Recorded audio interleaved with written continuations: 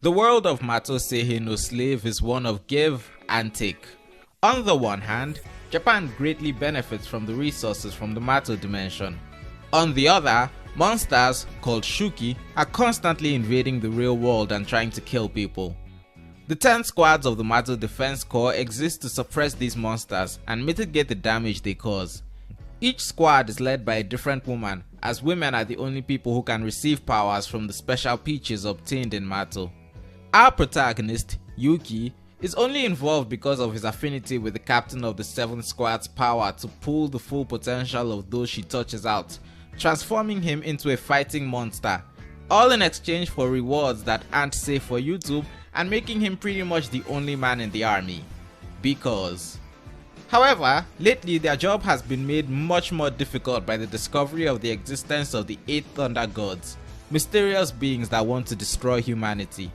After an adventure where it's discovered that Yuki's sister and select women were transformed into monstrous beings by the peaches they ate, the Thunder Gods arrived to kidnap 2 of said women, feeding them to an egg that would develop into a new Thunder God, leading to the birth of Kuusetsu, a monster that grows more powerful by absorbing more beings into herself.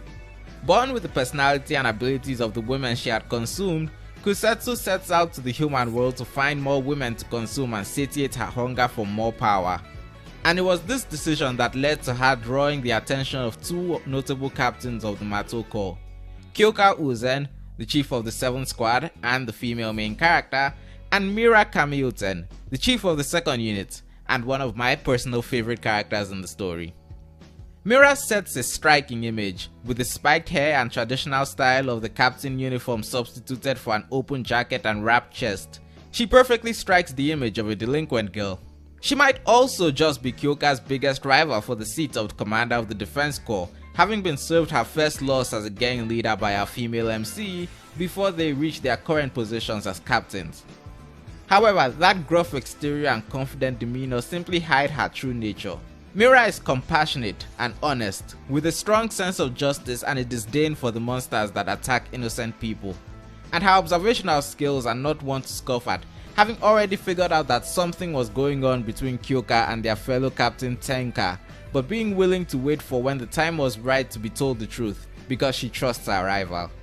And of course, probably the most shocking twist in the entire arc, her completely logical and reasonable reaction to an accidental pervert gag, completely lacking in violence and even insisting that Yuki continues to stay in their room to avoid difficulty in case there's an emergency attack, even through her obvious embarrassment.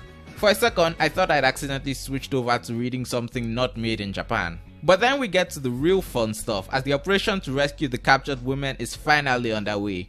Once the police track down the hideout the Thunder God has hidden the women in, we get to see a taste of the true power of the captain of the 2nd unit. When the 2 soldiers and 1 custodian show up, they are immediately confronted by a massive monster guarding the building. Mira confidently walks up to it, dodges a few blows, and then lays it out with a punch so powerful, Yuki is struck by amazement and wonders if her ability is to make herself stronger. However, before she can finish that job, a different monstrous Shuuki, Akura, threatens the life of a hostage, forcing her to stop fighting and get stabbed in the chest.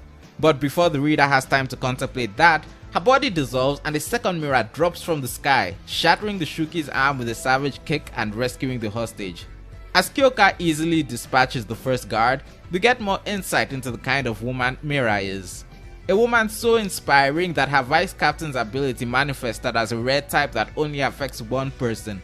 Specifically, when Megumi Zaha holds up her flag, Mira's strength is amplified to the point of being able to kill Shuuki with her bare hands, which, frankly, is just an unfair addition when you consider her true ability. Because while the captains fight off the guards, the hostages in the mansion are all rescued by an army of Miras. But before Akura can truly contemplate this, he finds himself surrounded by dozens of Miras who all immediately descend upon him. Honestly, an enviable position if they weren't all beating the shit out of him. And the completely disconnected yet badass name of Mira's ability? All Killing. The ability to create clones of herself without losing any strength. Why is it called that? I don't know, maybe there's something special about the name in Japanese. But still, All Killing. Now that's a cool name. But before we get to the true showcase of Mira's ability, We get a brief respite after the rescue is done and the characters get to talk, and then Mira accidentally walks in on Yuki getting rewarded for being such a good slave. Her freak out is as hilarious as you can imagine.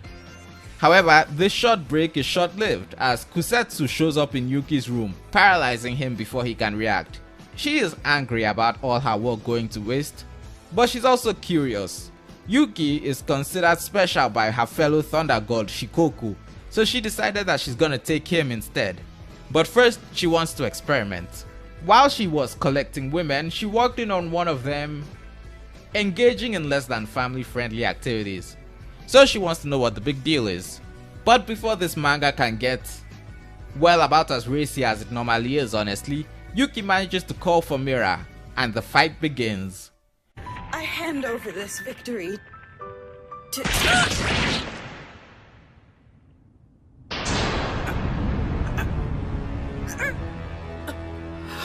Kuusetsu makes the choice to leave the battle and phases out of the room. Mira sees this and decides that a wall is simply not enough of an obstacle to keep her from getting the first blow on her opponent, kicking her out into the open.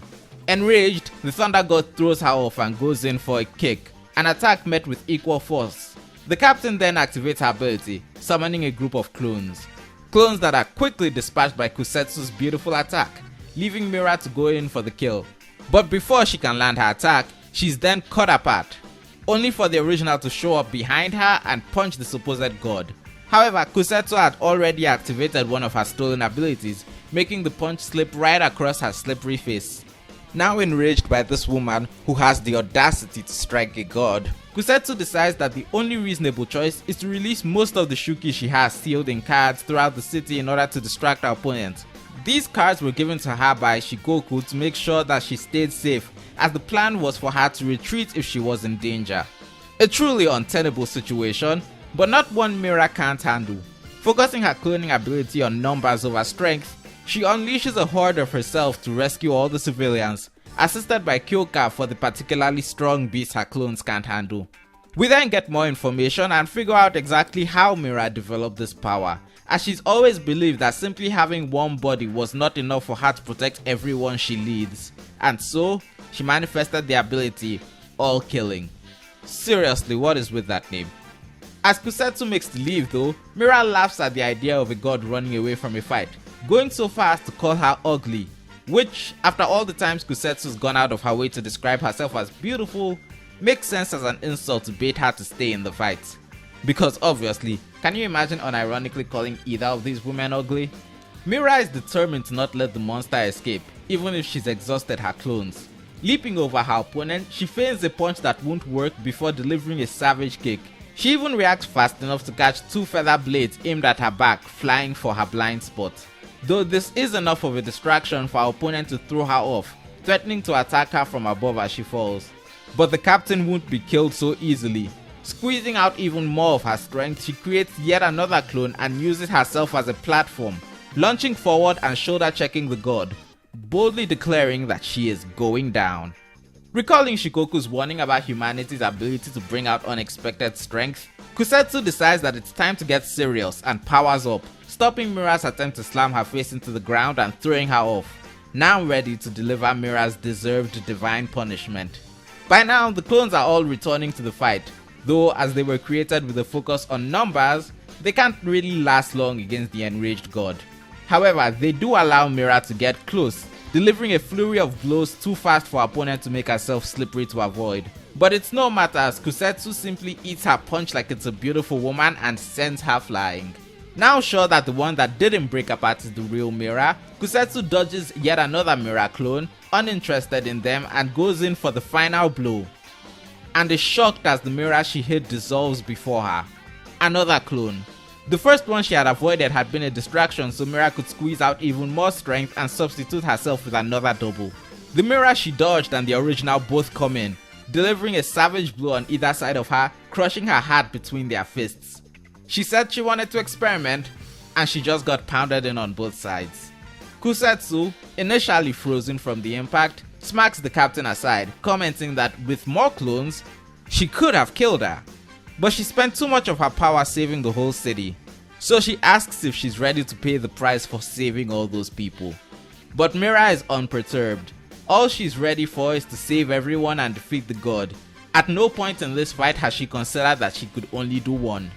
Kuusetsu is initially shocked by her opponent's resolve before smiling and properly introducing herself as Kuusetsu of the 8 Thunder Gods. Mira responds with her own name, Mira Kamiunten, chief of the Anti-Demon Corps 2nd Unit, though she does leave out her other title, Unapologetic Badass. The fight between the exhausted chief and the impressed deity moves into its crescendo, the two women going in for the final blow. With all the Shuuki in the city defeated, Yuki and Kyoka make their way to the battle to help in the fight, arriving just in time to witness the worst possible outcome, the sight of Kuusetsu absorbing the captain. Mira Kamiunten fought with all of her might. She could have won the battle with her ability, but it was an ability best suited for helping as many people as possible. The only reason she was so strong in the first place was because of that personality that allowed her vice captain to essentially become a power boost for her.